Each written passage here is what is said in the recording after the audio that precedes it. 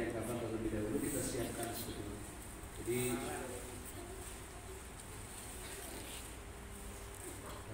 oh ya, ini. Nah ini adalah kain kafan ini sebelum jenazah ini akan dimandikan, kita betul-betul menyiapkan kain kafannya terlebih dahulu. Nah kain kafan yang ada di Indonesia yang diproduksi kartun sampai 100% itu, kartun yang 100% itu adalah ada kain kafan yang lebarnya itu 1 meter 1 meter 10 sampai 1 meter 20. Jadi bisa dibuka ini kalau ini adalah kain kafan yang jenisnya bukan kartun tapi polyester yang dengan ukuran 1 meter 50. Dibuka.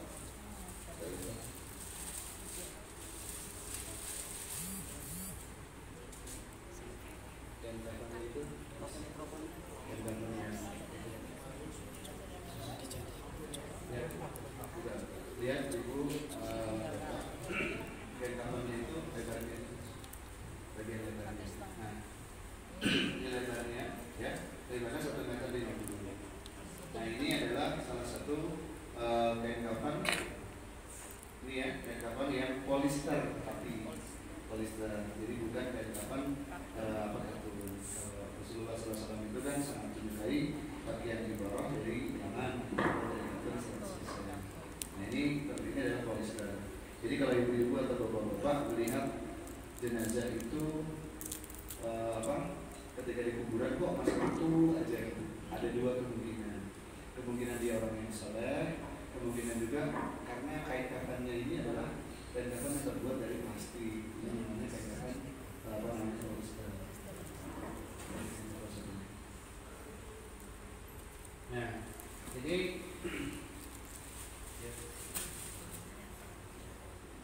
ini adalah kain kafan yang kain kafan kartun 100% ya.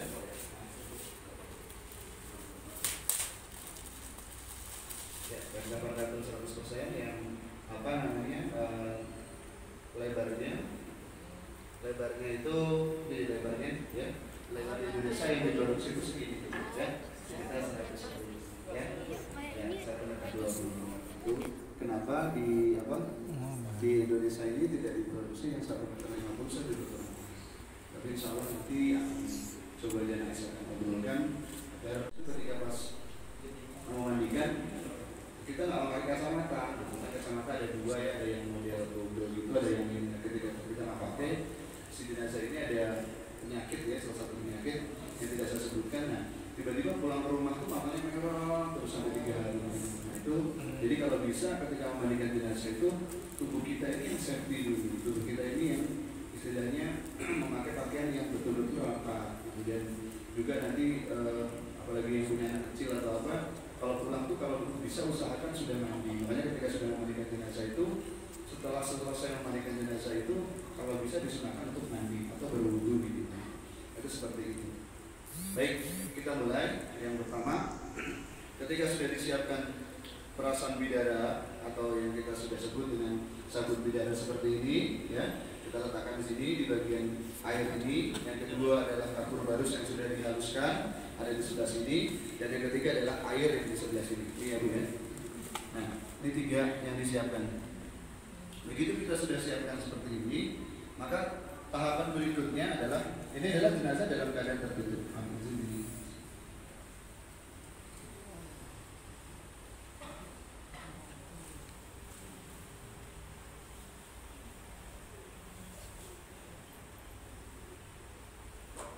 Tertutup seperti ini ya Bu.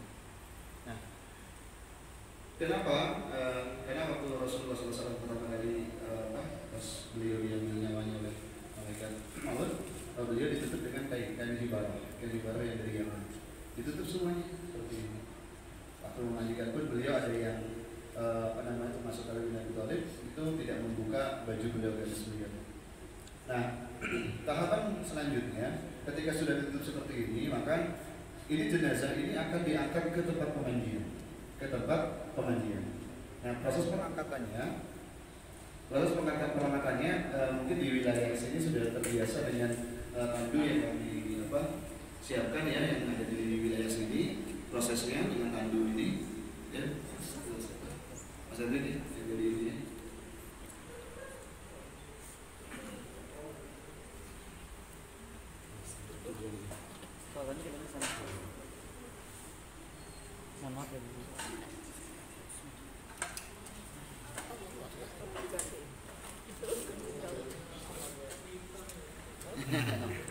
Nah, modelnya beneran nih.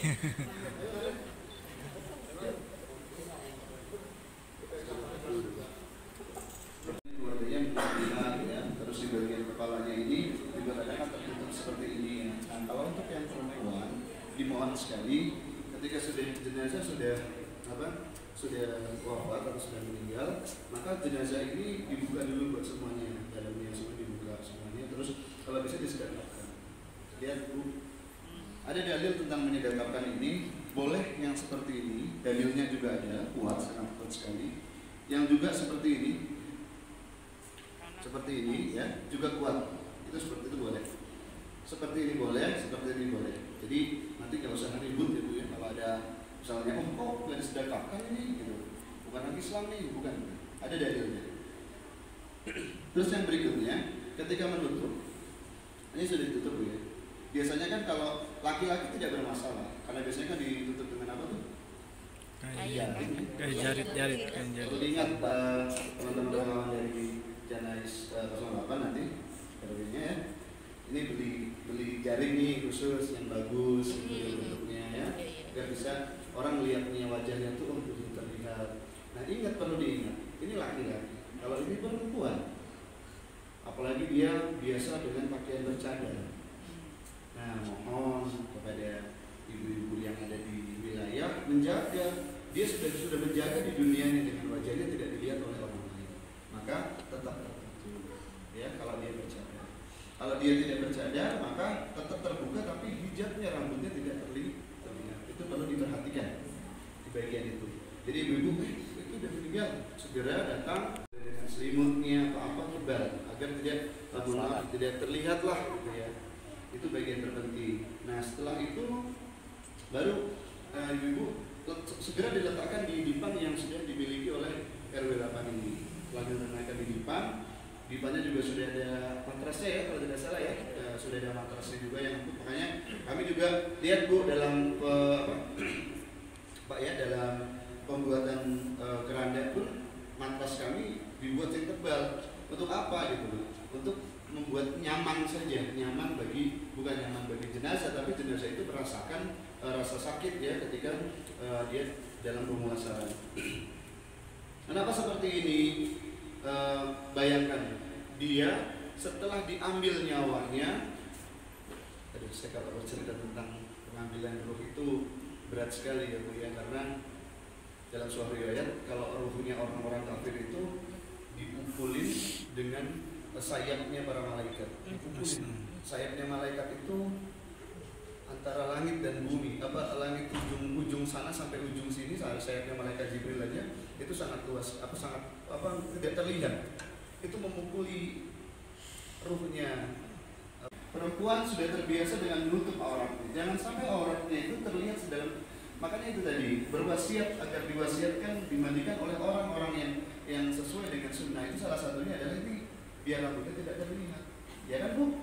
Coba. Terus nanti di kuburan juga nanti akan saya beritahu.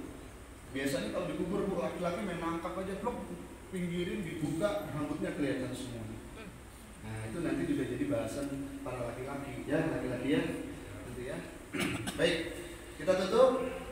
Setelah tutup, nah sudah disiapkan, baru kita akan angkat dulu, jenazah ini diangkat dulu.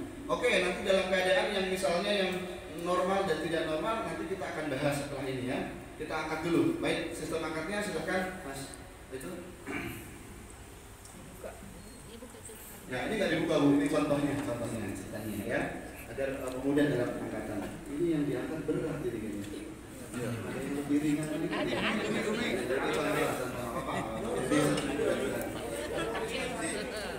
Mas Haji.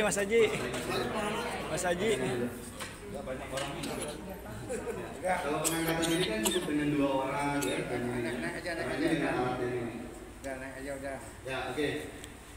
Ayo Mas, ya, diberikan ya, diberikan dulu. Ini yang yang biasa mengirimkan adalah kalau bisa adalah pihak keluarga. Kalau ini perempuan, kalau ini laki-laki, maka ya tetap laki-laki ya yang ini. Nah, terus kalau jadi segini, ya,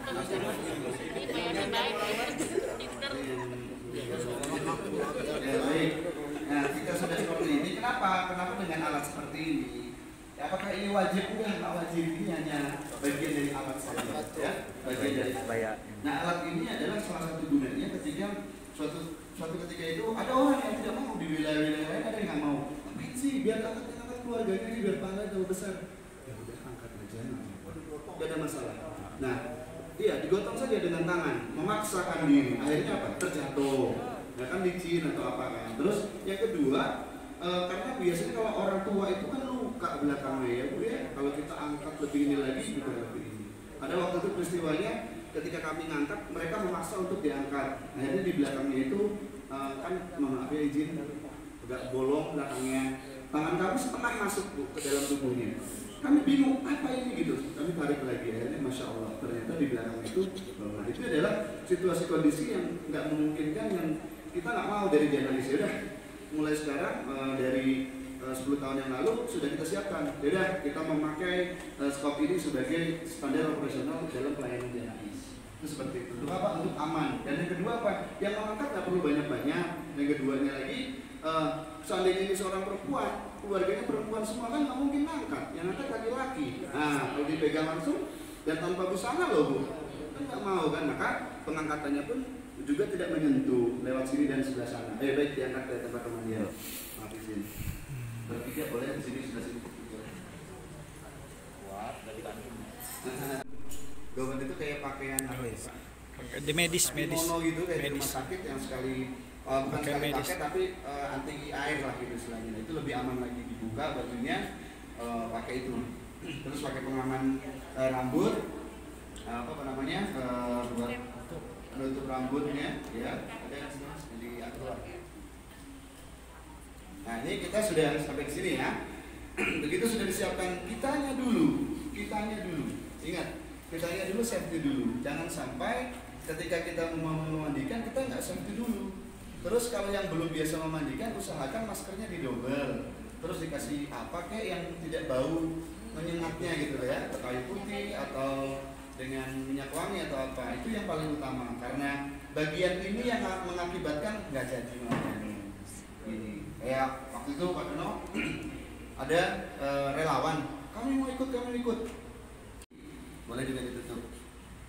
Siapa saja yang boleh memandikan di sini? Orang yang diwasiatkan. Pertama laki-laki adalah laki-laki dengan laki-laki, perempuan dengan perempuan. Terus siapa saja yang boleh laki-laki tapi perempuan boleh memandikan? Itu istrinya boleh memandikan, atau suaminya juga boleh memandikan. Terus bagaimana kalau keadaannya ini adalah gay atau bukan Waria. Yang biasanya laki-laki jadi perempuan. Nah itu kita lihat KTP-nya dulu. Kartu KTP, kalau nggak ada KTP tanya sama keluarga. Keluarganya nggak ada juga. Waduh. Nah dilihat dari masa lalunya itu, dilihat betul-betul siapa laki-laki. Maka itu laki-laki yang mana? Walaupun dia udah cantik, udah apa gitu. Nah bagaimana kalau dia itu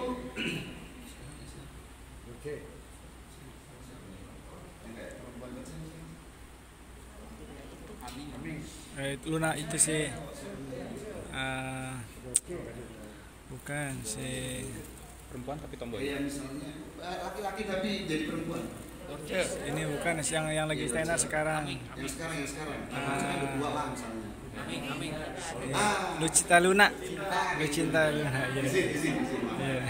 Misalnya, mohon maaf. Ini ada. Iya, saya Di luar aja sayang. saya minta aku cintaku di luar. Iya, Saya mau dari luar. Jadi misalnya, mohon maaf izin, ini perempuan ini, laki-laki ini adalah sudah berubah menjadi perempuan total, misalnya. Terus masih katanya dioperasi dan lain-lain. Sudah, maka dia wajibnya adalah laki-laki yang memandikan. Bagaimana caranya untuk memandikannya? Salah satunya, maka ditutup bagian tertentu yang ini dengan yang ini. Tutup saja. Kalau usah disentuh bagian ini dan memang tidak boleh disentuh. Nah, yang ini laki-laki boleh menyentuhnya. Tuh ya. Seperti itu. Kalau perempuan udah menjadi tomboy, jadi laki-laki, kan kelihatan. Kalau perempuan mas sudah terlihat, pastilah. Kalau laki-laki yang menjadi perempuan itu yang susah, gitu, karena kan rata, jadi nonjol kan jadi bingung ya, mohon maaf di sini. Kan jadi gimana nih? Maka pendapat para ulama agar menutup bagian ini tidak usah disentuh dan bagian ini yang tidak usah disentuh, maka dimandikan pada laki-laki. Itu seperti itu. Wah, itu bisa diceburin. Itu itu seperti itu ya. Itu untuk kasus yang baik. Kalau untuk yang perempuan diusahakan ini selalu tertutup. Selalu tertutup. Mohon untuk menutup ini bagian tirai ini agar ibu tuh benar-benar menjaga. Iya. Ibu gimana kalau lagi mandi rapet? Iya rapet. Gak ada pengen atau nggak di toilet mana mandi? Ini tuh ada beberapa saraf di sini, tapi sudah cukup diginikan saja. Cukup diginikan. Allahumma fir Malik bin Safruddin. Ya Allah ampunilah Malik bin Safruddin. Itu boleh doanya seperti itu. Ini kisahnya Abu Salamah. Tutup seperti itu. Misalnya gini sudah. Sambil kita doakan yang lain. Ya. Baik, sudah semua. Nah dari sini ada pertanyaan dulu. Coba saya mau tanya dulu. Takutnya khawatir belum melangkah. Nggak memandikan tapi sempat masuk ke dalam tenda gitu, boleh nggak? Anak. Nah, yang lain kelamin. Saran saya jangan ya. Nanti aja setelah itu kan biasanya bolehlah nyiram aja. Maka tahapan berikutnya adalah diambil kapas. Di kapasnya nggak usah disobek lah ya. Diambil kapas. Setelah itu disiapkan air, boleh juga dengan selang tadi, boleh juga dengan selang atau dengan air yang mengalir terus gitu. Makanya airnya itu butuhnya kadang suka banyak sekali gitu. Nah maka ketika kapas itu disiapkan, ditekan sedikit. Juga jangan banyak-banyak tekannya, karena istilahnya kalau najis itu ada di mana sih? Hadas itu adanya di mana? Di luar atau di dalam perut? Di dalam. Di luar. Sekarang bapak sama ibu, sekarang saya tekan perutnya terus menerus, keluar juga. Iya, tergantung dari usia gitu. Ya. Makanya kalau orang yang meninggal usianya tua, jangan sekali-kali ditekan keras-keras. Dol bawahnya, hati-hati. Nanti ibu bisa berjam-jam bersihin belakangnya. Ya, cukup dengan apa yang sudah ada. Kalau di Saudi mah mengerjainya udah disentuh sini ya, sambil ambil kapas digosokkan ke kanan ke kiri. Gitu. Ya, ambil kapas. Itu juga kalau yang bisa. Kalau yang nggak bisa mulutnya udah mie kenceng, ya nggak usah. Kondisionernya tempelin aja di sini air. Juga tidak boleh memasukkan air ke dalam mulut atau ke hidung. Masukkan, keluarkan, baru hidung juga sama 3 kali, baru wajah. Ingat penyentuhannya pun kalau bisa memakai sarung tangan dan memakai kapas. Jadi bagian-bagian mana yang tidak boleh tersentuh oleh tangan kita, ya bagian kemaluan kan nggak boleh disentuh. Nah itu. Ya kan Pak, tidak muat kan? Kalau di hanya satu tidak muat kan? Nah, itu ada. Jadi ada dalil yang mengatakan satu kain kafan itu kalau bisa menutup semuanya. Tapi itu satu dalil. Tapi kalau dalil lainnya ada sahabat Rasulullah SAW yang ketika Sa'id bin Umar meninggal, ketika dikafani kepalanya kelihatan, ditutup bagian kakinya, kepalanya kelihatan, ditutup bagian kepalanya kakinya kelihatan. Itu dalil. Ini satu di mana?